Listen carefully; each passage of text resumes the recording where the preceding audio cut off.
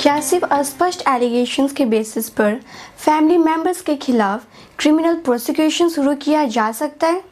क्या permanent vegetative state में पड़े पेशेंट से लाइफ सस्टेनिंग मेडिकल ट्रीटमेंट हटाकर उसके constitutional right to die with dignity को अपहोल्ड किया जा सकता है?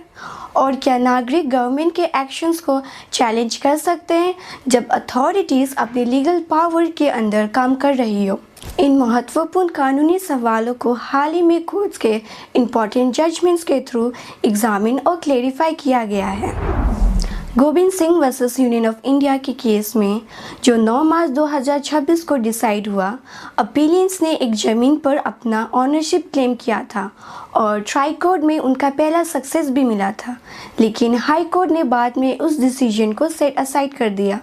जब मैटर सुप्रीम कोर्ट गया तब उन्होंने अपीलेट स्टेज पर एडिशनल एविडेंस देने की कोशिश की ताकि अपने केस की कमी को पूरा कर सके। कोर्ट ने यह कहा कि ऐसा अलाउड नहीं है क्योंकि वो अपने टाइटल प्रॉपर्ली प्रूफ नहीं कर पाए, इसलिए अपील डिसमिस कर दी गई। दूसरे case doctor Sushil Kumar Purve versus state of Bihar जो 9 मार्च 2026 को डिसाइड हुआ।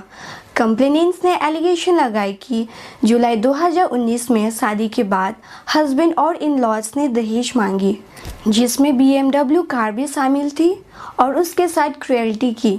इस पर सेक्शन 341, 323, 498A और 34 IPC और डाउरी प्रोहिबिशन एक्ट के सेक्शन 3 और 4 के तहत FIR रजिस्टर हुई। हाई कोर्ट ने सिस्टर इन लॉ के खिलाफ केस रद्द कर दिया था, लेकिन पेरेंट्स इन लॉ के खिलाफ नहीं।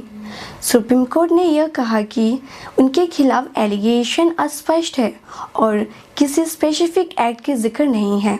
कोर्ट ने यह भी नोट किया कि कंप्लेंट हस्बैंड डाइवोर्स पिटीशंस के बाद फाइल हुई थी, इसलिए कोर्ट ने पेरेंट्स इन लॉ के खिलाफ प्रोसीडिंग को रद्द कर दिया, लेकिन हस्बैंड के खिलाफ केस चलने दिया। एक और इम्पॉर्टेंट जुडिशियल डेवलपमेंट में सुप्रीम कोर्ट ने 32 साल के हरीश राणा के लिए पैसिव यूथनेशिया अलाउ किया, जो 2013 से परमानेंट वेजिटेटिव स्टेट में है।